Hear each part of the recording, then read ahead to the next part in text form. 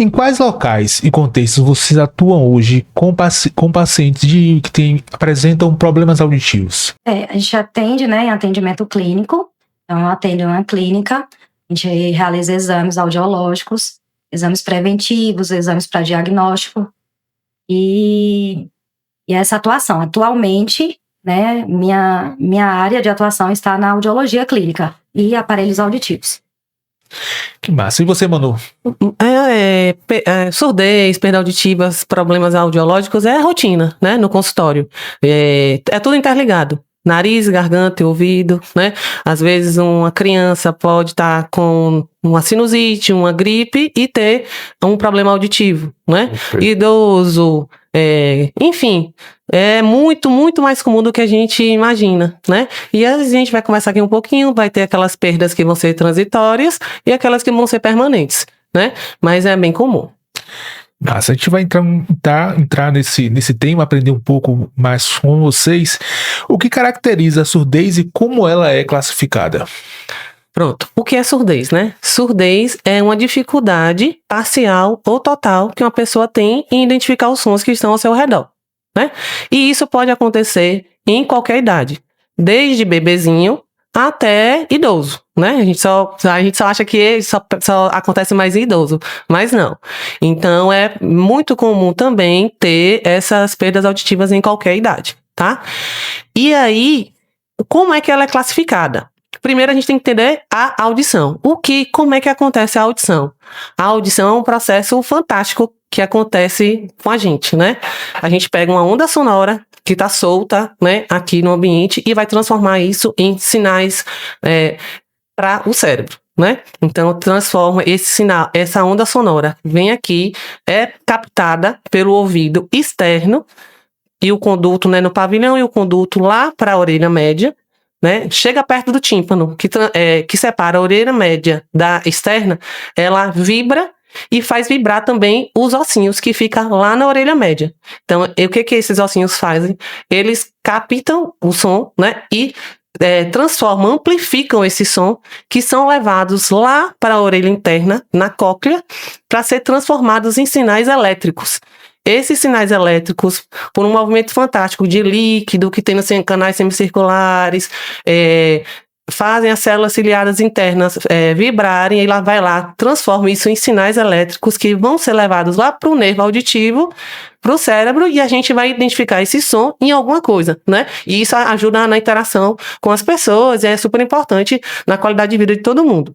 Então, a perda auditiva, ela é classificada em condutiva, quando existe alguma dificuldade na captação do som, e isso pode ser um problema na orelha externa ou na orelha média, ou sensório neural, quando está relacionado a alguma deficiência no nervo ou alguma alteração na cóclea, tá?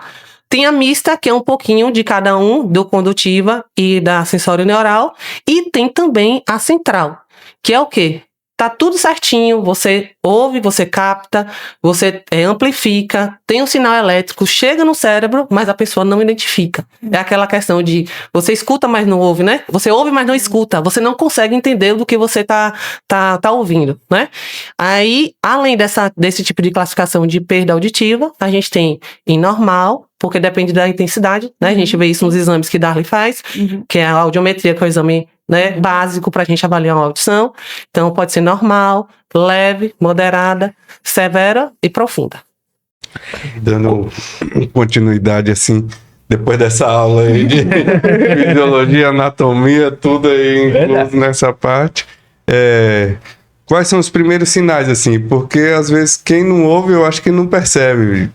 Criança, sim, adulto, idoso, para os primeiros sinaizinhos para se detectar. Então, os primeiros sinais, assim, de um bebê, né? Falando de um bebê, os sinais de resposta. Você chamar o bebê, ver se ele presta atenção no som, se ele consegue acompanhar com o olho os estímulos sonoros, e de acordo com que aquela criança vai crescendo, a gente vê muito a linguagem, né? A fala da criança, a audição e a linguagem, ela anda ali junto. Então, o balbucio, se está na idade certa, se a criança já começa a reproduzir algumas palavras que ela ouve. Então, isso também é um indicativo que a audição dela tá indo tudo ok. Então a criança ela tem que saber a localização sonora, de onde está vindo o som, se está vindo da direita, da esquerda, de cima, de baixo. Então quando cai um objeto no chão, o bebê, a partir do 6º mês, mais ou menos, ele já sabe de onde está vindo a fonte sonora. Se o objeto caiu do chão, ele já vai olhar para o chão. Se ele fica com aquele olhar meio perdido, sem saber de onde está vindo o som, já é um indicativo que ele pode ter algum probleminha aí, e a partir do teste da orelhinha, que é o primeiro exame que a gente faz, a gente já começa a ver como que tá essa audição do bebê.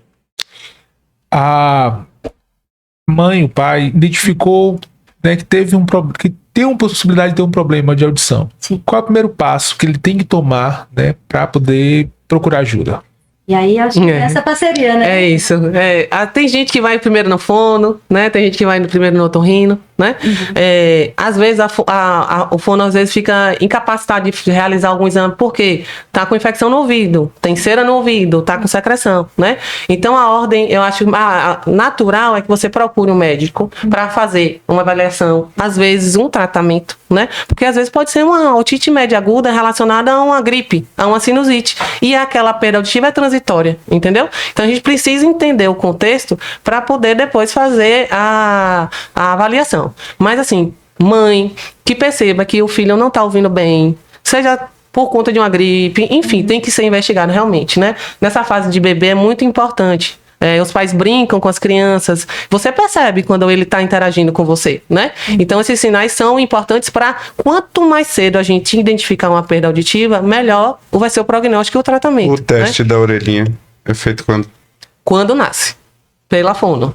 Quando nasce. Então, aí já dá para perceber já alguma perda. Isso, nos primeiros dias de vida, de preferência. Então, o pessoal não é para enrolar na hora de fazer esse exame. Porque tem gente que fica, vou esperar, vou não sei o quê. Inclusive então, aqui, se já puder fazer, já adiantar. Quanto antes, na maternidade.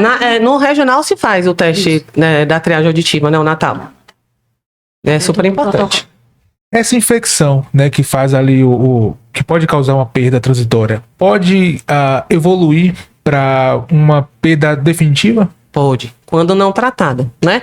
Então, a otite média aguda é essa infecção relacionada com gripe, sinusites e tal, né?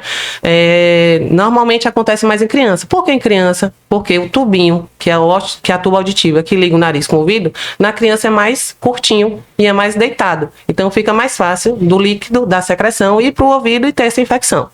Quando a gente trata, esse líquido que está lá dentro escorre de novo para o nariz e beleza. Tá? Só que quando tem esses processos recorrentes ou quando é maltratado, esse líquido fica lá na orelha média e isso pode sair de uma fase aguda para uma fase crônica, né? E aí tem uma série de repercussões que vai ser mais difícil de tratar, né? E aí ficar uma perda auditiva permanente.